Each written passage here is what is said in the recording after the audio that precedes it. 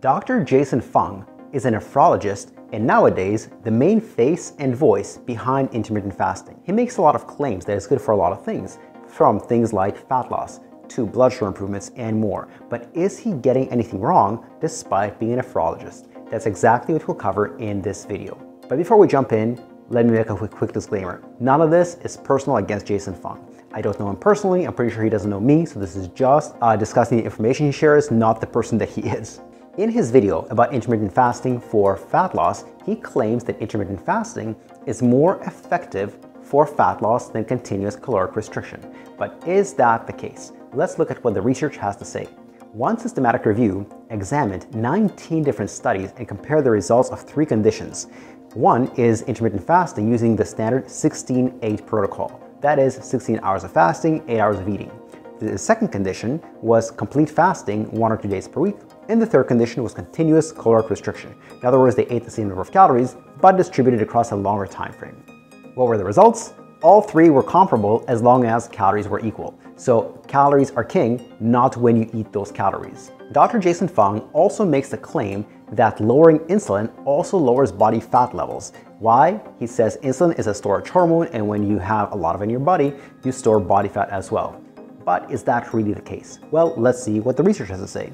In one study from the Journal of Diabetes, Obesity, and Metabolism, they took overweight people and put them on a low-calorie diet. They were divided into 2 groups. Group number 1 just ate the low-calorie diet. Group number 2 ate the same low-calorie diet, but with the addition of the insulin-lowering drug diazoxide.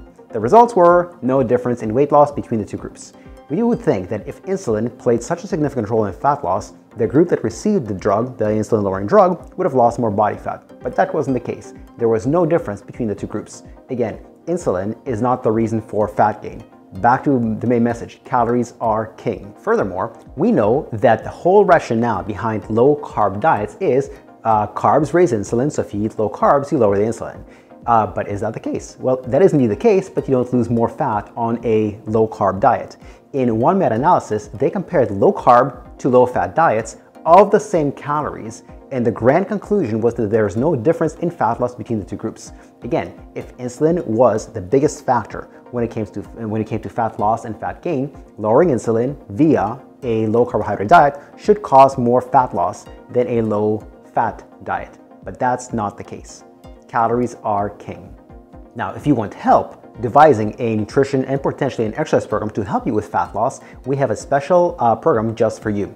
If you click on the link in the description below, that'll take you to our homepage where you'll be able to fill out a quick application form for a 10 to 15 minute Zoom chat to see whether or not we can help you. On this Zoom chat, we'll just discuss whether or not our services are for you. There is no pressure, no obligation, no sales pitch. Moving on, in a different set of videos, Dr. Jason Fung makes the claim that intermittent fasting is superior for type 2 diabetes compared to continuous caloric restriction. Why? Because on an intermittent fasting, I shouldn't call it a diet, but an intermittent fasting way of eating, insulin levels are lower. But does that improve diabetes? Let's take a look.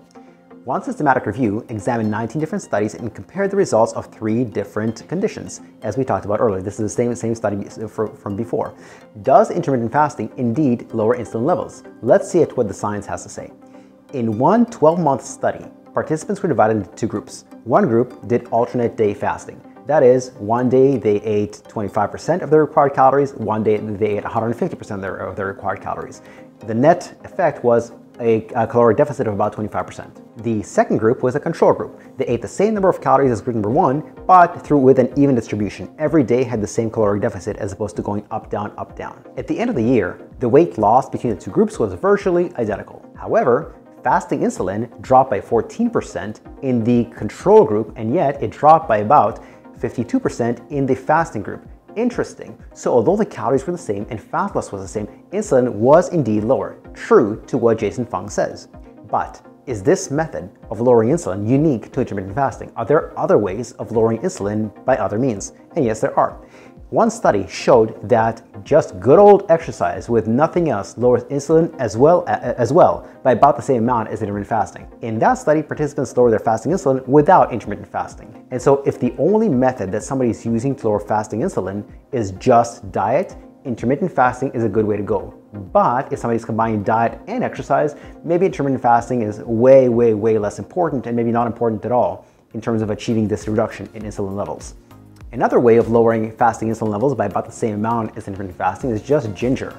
One study found ginger supplementation to improve fasting insulin by again the same amounts as intermittent fasting.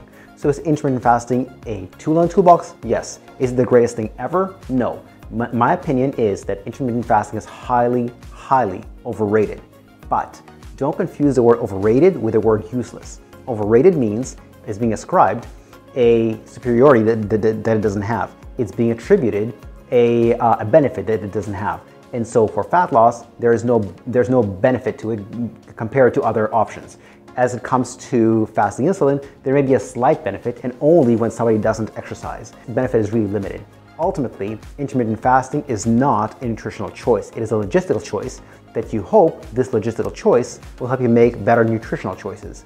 But it's our way, it's not the only way, it's not necessarily the best way. If it works for you, keep it up. If it doesn't work for you, great. There are many other ways to do it. If you want more information just like this, you can subscribe to our free fitness newsletter for people over 50 by clicking on the other link in the description below, and you can always unsubscribe. Thank you and goodbye.